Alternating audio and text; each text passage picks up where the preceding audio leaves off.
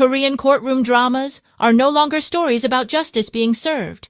They are stories about why justice arrives late, compromised, or not at all, and what happens to individuals, institutions, and audiences when belief in the system quietly collapses. For years, legal K-dramas functioned as emotional repair mechanisms rather than realistic depictions of law, offering viewers a symbolic space where eloquence defeated power, truth overpowered money, and moral clarity emerged cleanly from institutional chaos. This worked because audiences did not demand realism, they demanded reassurance. But reassurance has a shelf life. As social inequality, institutional distrust, and public disillusionment have grown more visible, the old fantasy that justice merely needs the right hero to activate it has begun to feel dishonest rather than comforting, forcing the genre to confront a question it previously avoided. What if the problem is not bad people inside the system, but the system itself? This is where contemporary courtroom dramas begin to diverge, not stylistically, but philosophically. Pro bono does not question whether justice exists. It questions who is allowed to approach it.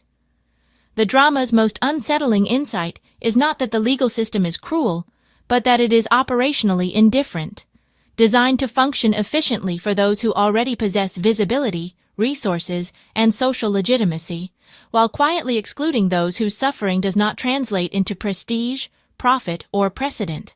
Kang Da-wit's transition from a status-oriented judge to a public interest lawyer is not framed as moral awakening alone, but as a loss of institutional insulation, forcing him to confront cases that were never rejected because they were weak, but because they were inconvenient. Migrant women without documentation, disabled children without advocates, even abandoned animals whose legal worth is measured as negligible. What pro bono exposes is that injustice often begins before the courtroom, at the level of access, representation, and willingness to be heard, making every small victory feel provisional, incomplete, and emotionally exhausting. Written by a former judge, the drama refuses catharsis, insisting instead on procedural realism, remembered not for triumph, but for attrition, where justice is something fought for continuously, without guarantees of emotional closure. Where pro bono exposes exclusion, the judge returns, confronts complicity. Lee Han-young is not portrayed as a man trapped by circumstances, but as someone who knowingly trades judicial integrity for proximity to power, delivering verdicts calibrated to the interests of elite law firms until the system that rewarded him no longer needs him. The regression fantasy, returning 10 years into the past, is not an escape, but a moral stress test, forcing the drama to interrogate whether insight produces accountability or merely enables better self-management within the same corrupt architecture. What makes this narrative unsettling is its refusal to romanticize redemption. Guilt is not erased by intention, and justice is not automatically restored by regret, suggesting that individual morality means little when institutional incentives remain unchanged. In this drama, justice is not delayed because it is difficult, but because corruption is functional. The upcoming Phantom Lawyer pushes the genre's logic to its inevitable conclusion by literalizing unresolved injustice through the supernatural. Here, ghosts are not narrative spectacle but moral residue, embodiments of cases that were legally closed but ethically abandoned, exposing the difference between procedural resolution and genuine accountability.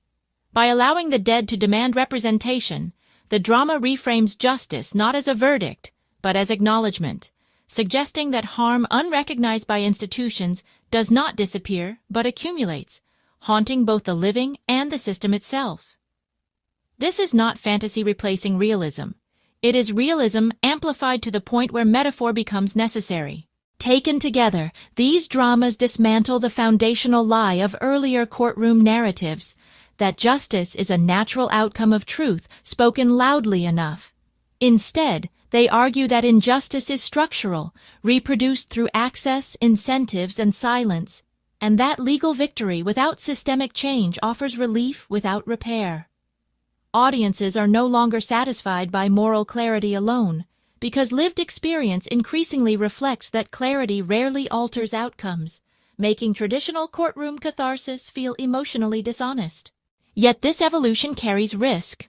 When legal dramas lean too heavily into revenge fantasies, supernatural excess, or elite power struggles detached from social reality, they risk transforming critique into escapism, offering emotional stimulation without reflection. The genre's strength lies not in exaggeration, but in proximity, in revealing how law operates unevenly, whom it protects instinctively, and whom it fails systematically. K-courtroom dramas are no longer promising that justice will prevail. They are admitting that justice is conditional, delayed, and often selective. And in doing so, they are no longer comforting audiences. They are confronting them with a truth far harder to accept, that belief in justice was never about certainty, but about hope, and hope, once broken, cannot be restored by poetic endings alone.